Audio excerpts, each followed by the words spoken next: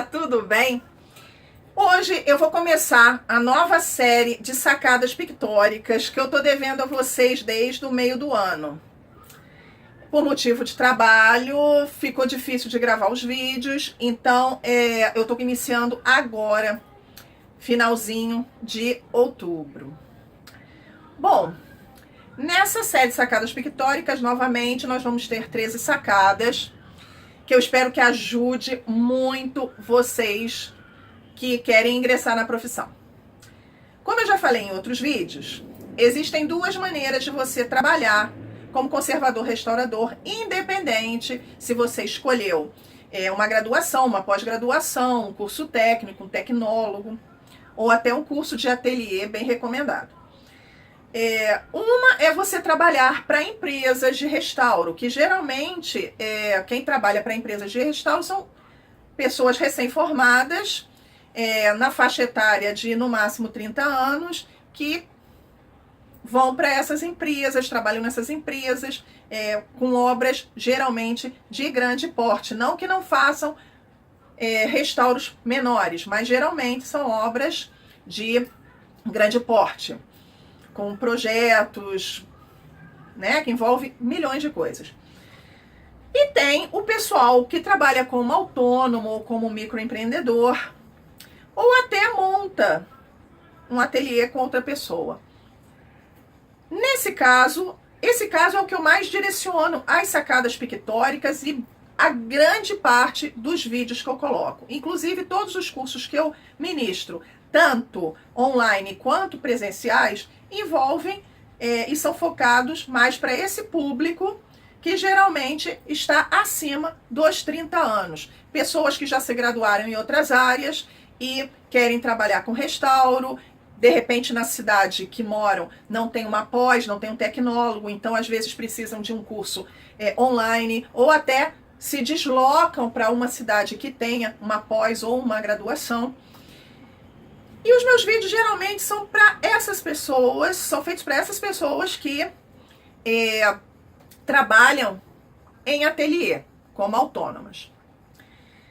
Por que eu estou falando tudo isso? Porque a primeira sacada é sobre como montar um ateliê. Que quando você trabalha com restauro, você não pode restaurar em qualquer lugar, de qualquer jeito, de forma alguma. O restauro, quem tiver interesse, inclusive, acho muito interessante assistir a playlist, minha playlist que vai aparecer aqui no card, Valorize a Arte, Valorize a História, porque lá tem vários vídeos e vocês vão vendo como a coisa funciona. Vocês precisam ter vários tipos de preocupações, porque não tem como vocês... eu vou restaurar na mesa da cozinha, vou restaurar na mesa da sala. Não é assim. Na minha área, não é assim, gente. Quem quer trabalhar com conservação e restauro, mesmo que sejam em peças de pequeno porte, é necessário você ter um local específico. É necessário. Não pode ser um local que uma hora está de um jeito, outra hora está de outro. Por quê? Você mexe com poeira, você mexe com bisturis, com ferramentas, você mexe com solventes, produtos químicos em geral. Então, por exemplo, eu vou restaurar na mesa da cozinha. Não dá. Não dá. Por quê? Porque cozinha, comida, produto químico. Eu tenho cachorro ou tenho um gato, não posso, eu vou fazer na mesa da sala. Não dá. Animal não pode com produto químico. Filho pequeno. Tudo isso tem que se ter cuidado. E isso eu não cheguei nem na parte relacionada às obras. Você tem que estar longe de alimentação. Você tem que estar num ambiente arejado. Você tem... Nossa, gente, eu venho falando isso um tempão. Você tem que ter uma roupa adequada. Você tem que ter materiais adequados. Máscara para cada tipo de situação. Você tem que ter luvas. Você tem que ter um local. É necessário ter um local próprio para isso. Que, de preferência, nem entre pessoas que não estão habituadas ou não trabalham com isso. Eu, no meu ateliê de casa, ninguém limpa, só quem limpa sou eu. Ninguém entra. A pessoa que não está acostumada, ela não sabe o que de repente é um solvente, vai ver ali um vidrinho com nome, não sabe o que é. Vai ver uma peça, de repente esbarra, cai. Não pode, gente. Nós temos que ter como toda profissão, quem escolhe ser conservador restaurador tem que ter responsabilidade. Tanto por contaminação própria, quanto por contaminação da obra que está restaurando. E tudo vai depender da área que você escolheu. No meu caso, o meu ateliê de casa, ele comporta imagens sacras, esculturas decorativas, pinturas de cavalete. Eu, por exemplo, não posso fazer restauro têxtil dentro de casa. Não tenho, o meu ateliê não comporta isso. Poderia ter restauro de papel ou de livros? Até poderia, daria. Mas isso tudo você tem que levar em consideração. Você, quando escolhe uma especialidade, você foca. É lógico, ler, estudar sobre as outras é legal, é bacana, mas você tem que focar em uma. Ou duas no máximo. Eu escolhi imagens sacras, esculturas e pinturas de cavalete, por quê? Porque são relativamente afins. Boa parte dos materiais são os mesmos. Então, dá para você trabalhar com os dois, mas nem todo mundo. Eu tenho ex-alunas que só trabalham com imagens sacras e esculturas decorativas. Não querem pegar tela. Outras que só querem pegar tela. Então, isso depende muito de cada um. Mas, vamos lá. Essa primeira sacada é como criar um ateliê. Existem várias coisas super importantes, mas eu vou destacar aqui 4 coisas. Primeiro, o espaço. Dentro da área que você escolher do restauro, você já sabe mais ou menos com o que você vai trabalhar. Então, você tem como arrumar um espaço para esse tipo de restauro. Eu, por exemplo, o meu ateliê 4x4. Tem armário, tem bancada, tem cavalete. Eu tenho acesso rapidamente a qualquer material. Isso é importante. Já se você escolhe um restauro têxtil, você vai ter que ver tudo o que você precisa para você poder saber que tamanho, que espaço você vai precisar. E por aí vai de acordo com a especialidade. Se você trabalha sozinho, se você trabalha com mais pessoas, isso tudo tem que ser levado em consideração. Como segunda coisa importante, armazenamento de materiais. Eu acho que eu já fiz uns 3, 4 vídeos sobre isso. Vocês trabalham com produtos químicos. A grande maioria deles inflamáveis. Preciso falar mais alguma coisa? Acho que não, né? Então, o armazenamento tem que ser muito cuidadoso. Solventes para um lado, pigmentos para o outro, ferramentas para o outro. Organizar. Organizar para que não ocorram acidentes, você consiga restaurar de forma responsável, tranquila, que você esteja fazendo uma decapagem e não caia um solvente para um lado, ou que não caia uma ferramenta no seu pé. Você tem que ter esse cuidado. Armazenamento de materiais. Eu sou muito metódica em relação a isso. Quando eu estou na fase de limpeza, perto de mim só tem os solventes que eu vou usar. Suob.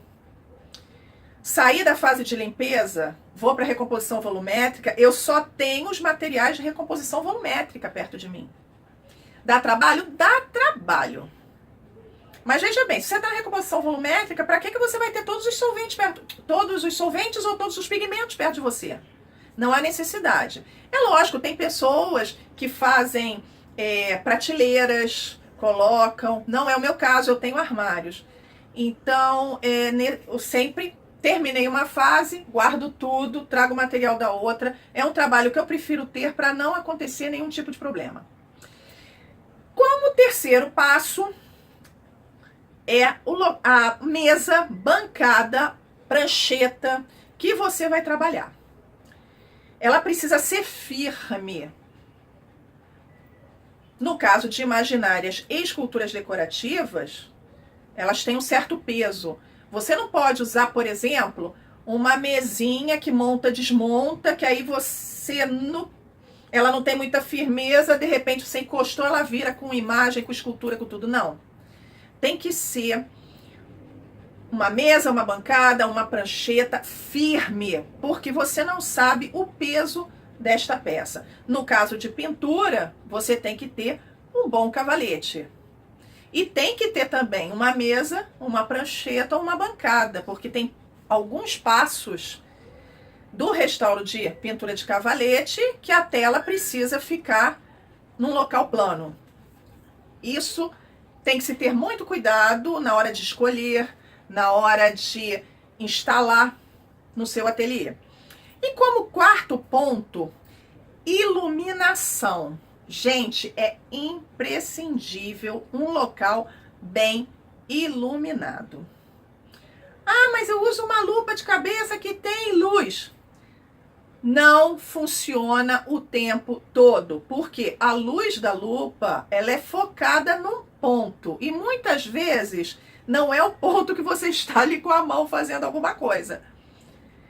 Você tem que ter uma boa iluminação. É legal ter também uma lupa de mesa, de preferência iluminada, com LEDs, melhor ainda. Tem que ter luz, gente, é necessário iluminação. Você, quando trabalha de dia, você trabalha de uma forma. Quando você trabalha à noite, você já vai ver coisas que você não viu de dia e vice-versa. Por isso que a iluminação é muito importante. Mesmo de dia, eu estou com a luminária acesa, uma luminária de mesa. Se tiver que usar a lupa, também uso. Mesmo de dia, porque a sua vista precisa se acostumar àquela luz na peça, para não dar problema, principalmente na hora da reintegração pictórica. Bom, essa é a primeira sacada. Eu acho muito importante essa questão do ateliê, principalmente para quem é autônomo. É sério, gente. Eu sei, ai, Tereza, mas nossa, é muito difícil ser conservador, restaurador, por causa de... Não, não é, gente. É questão de você ter responsabilidade. Você está com uma peça de um cliente, você está prestando esse serviço, você tem o conhecimento para tal. E como eu falo sempre, não é só você pegar a peça, restaurar porque você aprendeu que tem os princípios, que tem as regras, que pode usar isso, que pode usar... Não, além disso, você precisa ter o respeito à peça, saber que alguém, em algum momento, fez aquela obra de arte e que o cliente preserva aquela obra por vários motivos. Ou foi presente, ou comprou em leilão, seja por que motivo for. Então você precisa ter responsabilidade. Como eu já falei várias vezes, tem cliente que às vezes não tem noção do que é restauro. E ele... Ai, mas vai demorar muito tempo. Ah, porque tá muito caro. Ou então, ah, mas é só jogar uma tintinha.